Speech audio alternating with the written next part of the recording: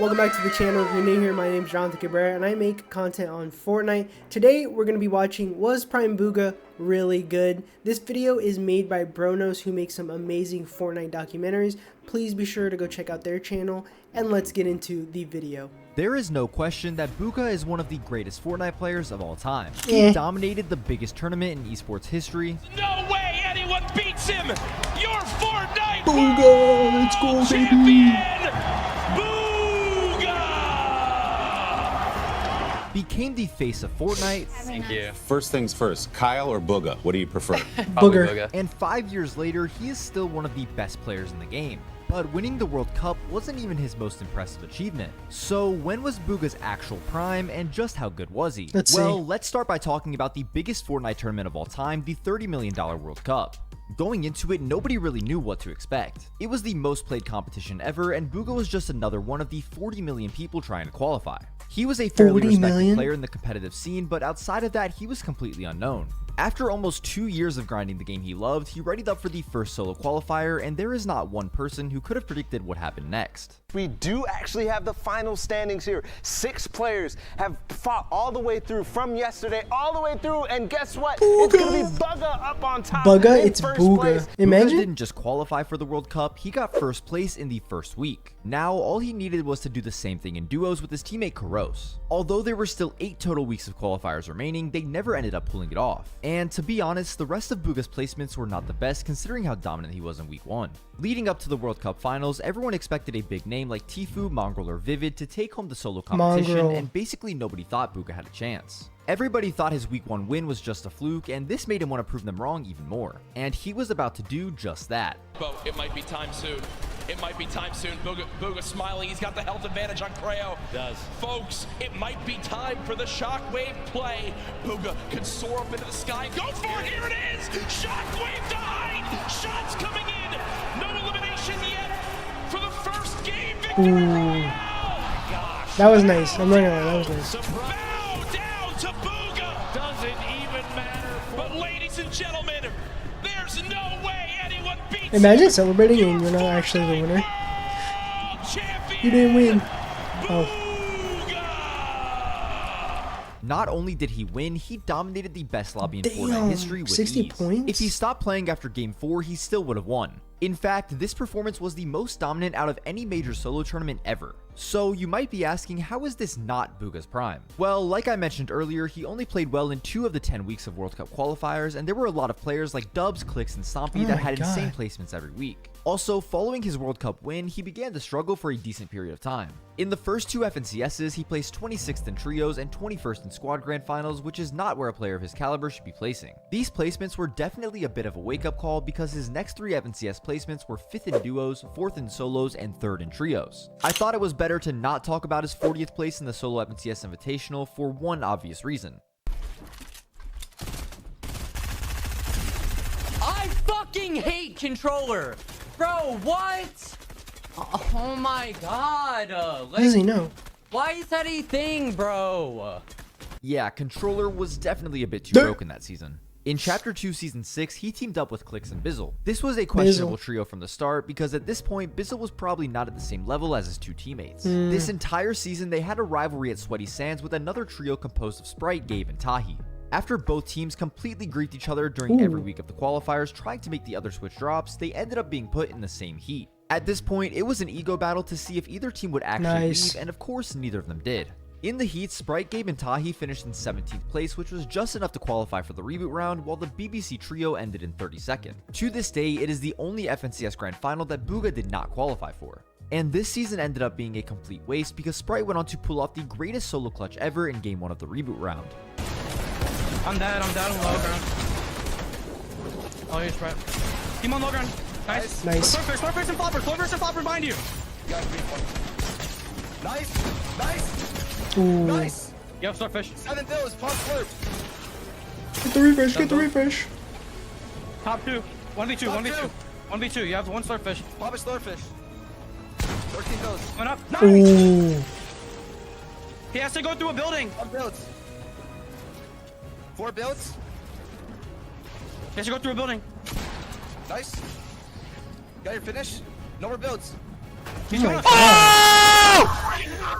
Insane. Now, people started to think that Bugha was washed, and there was even speculation that he might retire. Everybody While things were looking is bad at the washed, moment, apparently. I think he needed this to reignite his drive to win. And it did just that. This is when he decided to pick up Mero and begin his true prime. Chapter 2 Season 8 was yet another trio FNCS, so they picked up Muzz as their third. Right away, this trio showed signs of greatness, but didn't seem like a team with real winning potential. They easily qualified for the grand finals, and with Misty Meadows uncontested, it was time to lock in. Bro, if Jamper got 30 points, Oh my god, we won! Let's go! I swear to God, hold on. I swear to God we won. No, I swear to God. Let's fucking go! That's boys. awesome. This is good, dude. Oh my god. Wait. Finally, after 2 years of playing every FNCS, he brought home his first win. This season had a second FNCS, which was of course the Grand Royale. But out of nowhere, him and Mero dropped Muzz for Dukes right before it started. Afterwards, Bugha tweeted this picture, which nowadays everyone tweets after snaking someone. What This the was a heck? pretty shocking change considering they just won FNCS, but it was time to see if it was the right decision. Bugha's a snake. Wait, dude. drop. I knew Dead it. to zone, bro. That was zone. 1 sec. It's fine. I got medkit. He got my finish early. It's bad. It's AV. He's going up. 200. Nice. Good shit, Mero. Let's go. Gear focal. Crazy. 1 HP. Dead. Nice. Gear focals. Looking up. I died. Top 3. Go for top 2. Let's go. I think we won, bro. Did we do it? We Nope. did, bro. They won it, dude. Let's go, baby. By now, I think it's obvious why this was his prime rather than winning the World Cup. True. Getting first I think in World Cup back-to-back is overrated. FNCSs was impressive, but he still had one more in him. Chapter 3 saw the game switch from trios to duos, and of course he played with Mero. Once again, they won the FNCS. 3 straight wins was unheard of at the time, and Mero's to do it on crazy. one of the best regions made it even more impressive. Then the next 2 seasons, they finished 3rd and 2nd in FNCS. That means he placed 1st, 3rd, and 2nd all in less than 1 year. After this period of insanely consistent placements, it was time for the 2022 FNCS Invitational. Him and Mero had Chonker Speedway completely uncontested, and they were obviously favorites to win. Despite this, they were nowhere to be seen throughout the weekend and finished in 36 because of issues with Storm Surge. This performance would ultimately mark the end of the Bugha x Mero duo. To begin Chapter 4, Bugha tried out with a lot of players, but ultimately ended up duoing with Peterbot. Back then, Peterbot was already nuts, but not as good as he is now. On paper, this seemed like a completely unfair, Peterbot and W. to be honest, it was. In the first 2 weeks of FNCS qualifiers, they placed 1st and 2nd and were the scariest team in every lobby. Because of the format that season, Grand Finals went a bit different because they didn't have much practice together in set lobbies. Once again, Bugha struggled with Storm Surge and they finished a disappointing 16th place. This made them split up as a duo. The following season, NA East and NA West combined into one server, so he had more teammate options to choose from. Most people forget this, but he played a couple tournaments with Poyo before he was even known. Poyo. In the end, he picked up Threats as his duo, and since he has the best aim, Storm Surge was no longer a problem. In their first FNCS together, they finished 5th, and in Chapter 4 Season 3, they had a really good chance to win. Going into the last game, they were in 2nd place just behind Kanata and Agers, and it was time to see if Bugha and Threats could clutch up and take home the championship. The move here. The pressure is on. We already saw Agers clutch up a win yesterday. Can he do something big? But no! He falls outside the top 20 placement points were rewarded. And Threats and Bugha have a chance now.